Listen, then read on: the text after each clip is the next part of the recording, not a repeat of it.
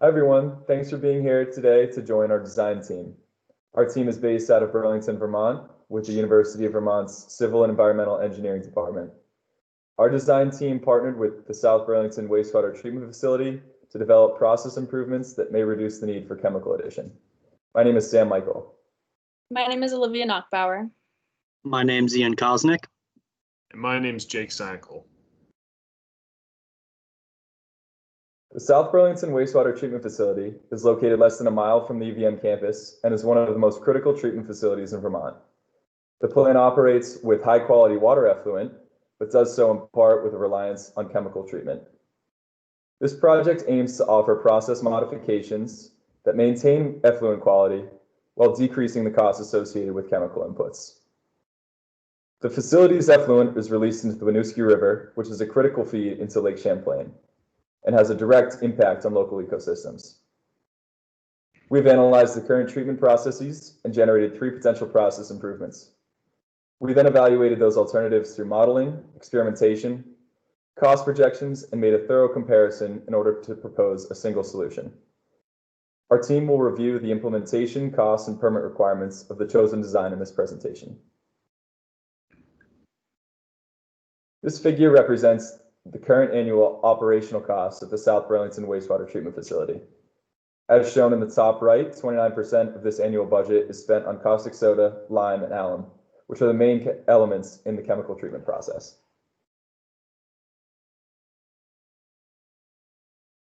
Here, the chemical addition cost is broken down yearly. The primary pH balancer, caustic soda, has seen an increase over the last 4 years, while both alum and caustic soda spiked in 2019, costing the plant over $245,000 together. This spike accounts for a 48% increase from 2018. The South Burlington Wastewater Treatment Facility uses a modified University of Cape Town biological nutrient reactor system for combined phosphorus and nitrogen removal. This system consists of an anaerobic tank followed by 2 anoxic tanks and finally an aerated tank. Alum is used as a coagulant to assist in the settling of suspended particles during secondary clarification. In addition to its function as a coagulant, alum removes alkalinity from the wastewater. The removal of natural alkalinity can lower the pH of wastewater below optimal levels, which can have adverse impacts on nutrient removal. Maintaining a pH between 6.5 and 7.2 is important for these treatment processes. To maintain this pH level, sodium hydroxide, also known as caustic soda, is added to the influent before entering the BNR system. Next slide, please. As some background, the reaction in blue shows dissolved aluminum reacting with phosphates to create aluminum phosphate.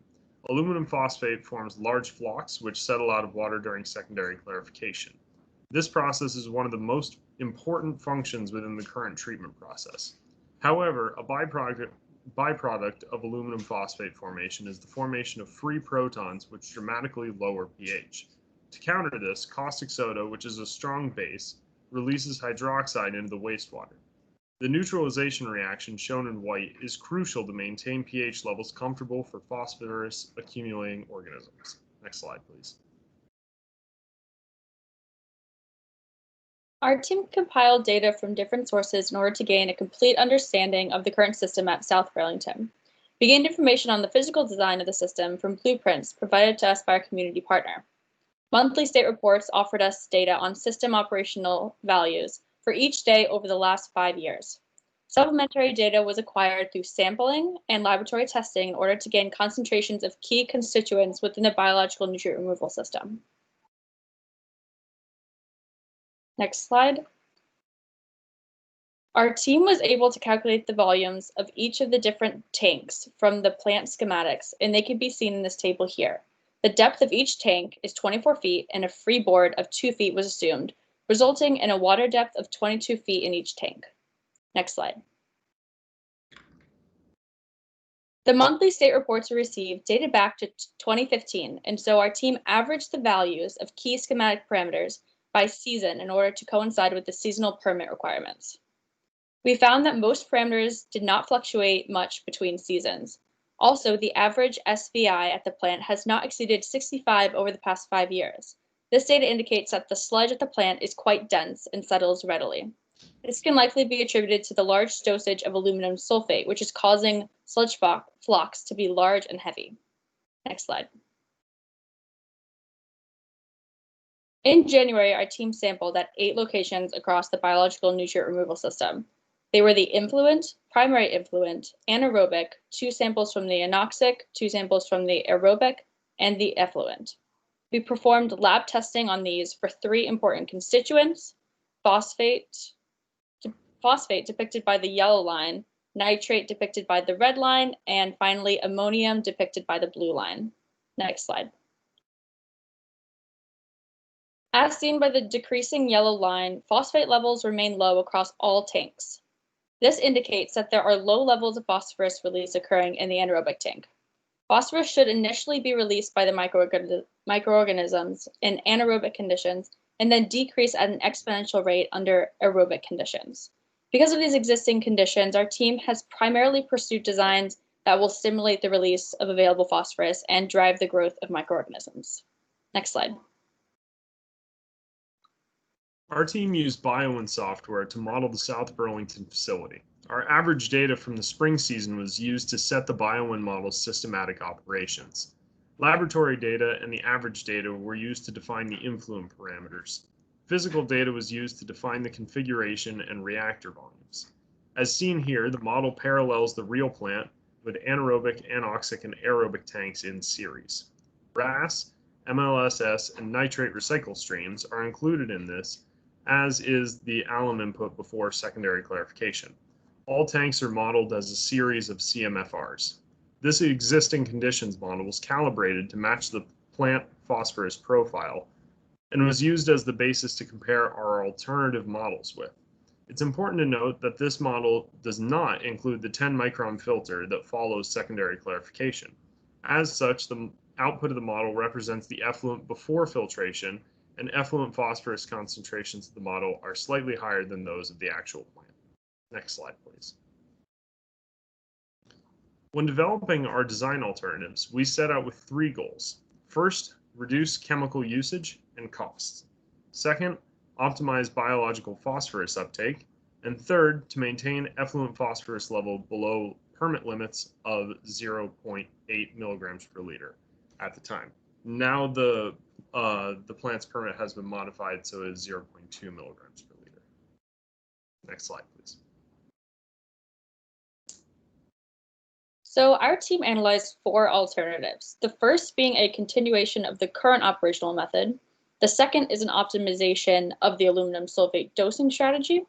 The third is an optimization of the biological nutrient removal system through the addition of an acetate stream.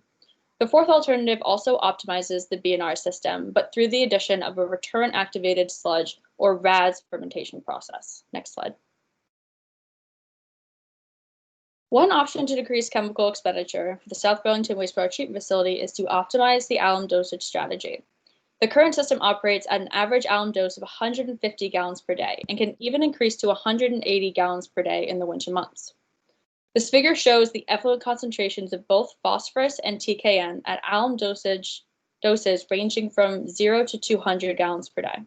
While the nitrate concentration does not vary with alum change, the phosphorus concentration decreases and then increases. This is because too much chemical addition can interrupt the biological processes. Treatment cannot solely rely on alum use because as the phosphorus concentrations decrease, it becomes harder for alum to find phosphate molecules to bind to. To allow both chemical and biological processes to coincide efficiently, the alum dose should be around 100 gallons per day. This yields an effluent of 0.53 milligrams per liter based on our BioWin modeling. Dry aluminum sulfate costs the facility around $1.60 per gallon for an average of $85,000 to $90,000 a year. Therefore, the excess gallons of alum costs the plant an extra $28,000 to $30,000 a year. This alternative design would have 0 initial cost and would be easy to implement. However, it's not very sustainable because the system is still dependent on high chemical usage. Next slide.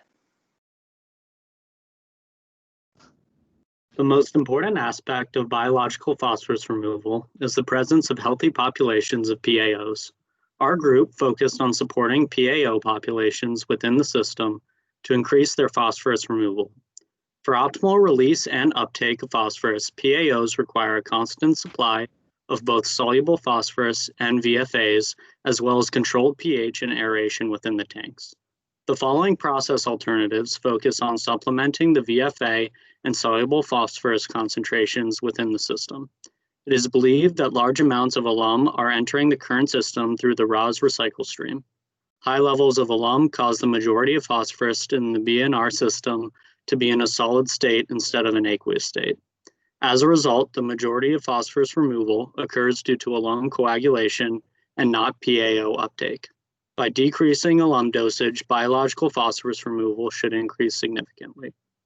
Another concern within the BNR system is insufficient concentrations of VFAs. BOD to phosphorus ratios are often used to measure the amount of VFAs in a BNR system. BOD to phosphorus ratios over 40 are optimal for biological phosphorus removal. As can be seen in Table 3, the average BOD to phosphorus ratio of influent at the South Burlington plant does not exceed 35 in any season. For this reason, our team believes that supplementing the VFA concentration within the system can greatly increase biological phosphorus removal. Next slide, please. The first alternative our team explored to supplement these parameters was the addition of an acetate input. Acetate is a VFA that can be easily input into the BNR system to be consumed by PAOs. This process was modeled without an alum input, and the results showed high phosphorus removal. Because influent introduces a large amount of VFAs to the BNR system, this process alternative would require a much lower acetate input compared to the current alum addition. Therefore, the acetate stream could decrease the yearly expenditure of the treatment plant on chemical inputs. Next slide, please. This figure shows a BioWin model results of the current process in orange versus the acetate process in blue. It can be seen that in the model results of the original process, phosphorus decreases throughout the system. The lack of phosphorus release in the anaerobic zone supports the hypothesis that phosphorus removal is occurring due to alum coagulation and not biological phosphorus removal. The acetate results, on the other hand, show phosphorus release in the anaerobic zone, followed by phosphorus uptake in the aerobic zone. These results are more indicative of biological phosphorus removal. While the effluent phosphorus concentrations were nearly equal in both models, our team believes low doses of acetate can save money compared to high alum doses. Next slide, please. The second process alternative developed to optimize the BNR parameters was the addition of a ROS fermentation system. The effects of this system are very similar to those of an acetate input system.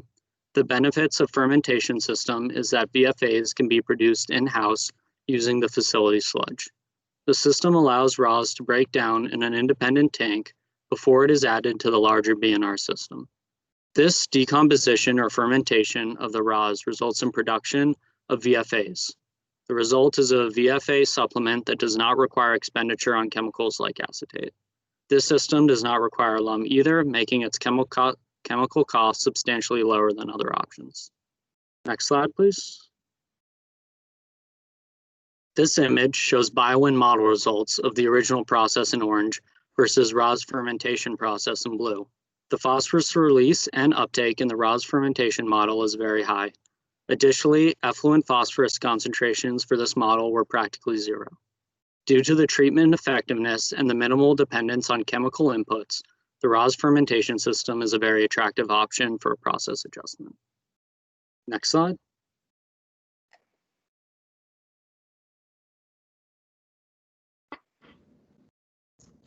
Our decision matrix shown here assesses each alternative on a scale of 1 to 5 using the 6 criteria shown on the left. Each criteria was assigned a weight based on its importance. RAS fermentation performed best in terms of effluent quality, chemical cost, and operational sustainability. Fermentation received lower scores in initial costs and feasibility of implementation because it would require the most structural changes to the plant compared to the systematic changes in do-nothing and dosage optimization. Next slide, please. The RAS fermentation system can be implemented through a series of flow changes in the current BNR system. This would utilize current infrastructure and minimize construction costs. First, the RAS stream would need to be redirected to the beginning of the BNR system into the current anaerobic zone. Then, the MLSS stream will be removed entirely and the influent will be directed to the beginning of the current anoxic zone. The construction and ensuing costs of rerouting flows are highly variable depending on the existing piping infrastructure. Unfortunately, due to the ongoing pandemic, our group has lost access to the plant's physical drawings that would allow us a more precise estimate of piping changes. Regardless of piping, the flow changes will convert the existing anaerobic zone into a RAS fermenter and the existing anoxic zone into an anaerobic zone. After flow rerouting, the alum input would need to be reduced in a series of steps to allow biological processes to develop. In order to encourage the development of biological processes, a one-time input of RAS from another existing phosphorus removal system may be recommended. Next slide, please. The approval of any process change will begin with plant management who work under South Burlington Public Works. Plan changes will then need to go through the design approval process of a wastewater engineering firm. The accepted design can then be constructed by a construction company with relevant wastewater experience preferred. Any such construction company should be familiar with state and local construction permitting required, but it is likely that at least a local permit will be required for construction and breaking ground. Construction permits aside, the plant's effluent permit will not be affected by any of the implemented changes. This is because wastewater treatment facilities are permitted on effluent concentrations alone, and the proposed process will obey the current permit limits. It is recommended that the plant review and modify their phosphorus optimization plan to include information about their modified process and future phosphorus removal. Next slide, please. Our cost estimates reflect our uncertainty in the piping at the treatment facility. We have made 2 cost projections that reflect potential costs if the plant were to use existing infrastructure or if a retrofit upgrade were to be necessary. One of the assumptions that is underlying our projections is an annual savings of 75% on aluminum sulfate and 35% on sodium hydroxide, respectively. All said, the project is expected to save over $300,000 over 5 years. The retrofit upgrade cost projections show a more significant hit on initial project costs. In total, the initial outlay is projected to cost around $75,000, which includes excavation, backfilling, concrete line piping, a valve and actuator, a high-pressure backwash pump, and over 250 hours of manual labor. These elements of the cost estimates are shown in the top portion of the table. The chemical savings remain the same, with a 5-year present value of $292,000 and $144,000 for alum and caustic soda, respectively. A more comprehensive overhaul than a retrofit could end up costing the facility over $100,000 up front, which would ultimately bring down the value of the project. We believe this project is important for various reasons. First, reducing the chemical costs at the South Burlington wastewater treatment facility can consequently save the facility and the state money, as well as local taxpayers. This project will increase environmental sustainability through minimizing chemical usage and their adverse production and transportation costs. Finally, the excellent quality of the effluent that exists at the South Burlington facility will remain intact. Next slide. We'd like to thank Bobby Fisher, our community partner, our project advisor, Professor Matt Scarborough, our professors, Professor Lenz and Professor Roberts, and Nook Tooker, our NWEA representative. Thanks for watching.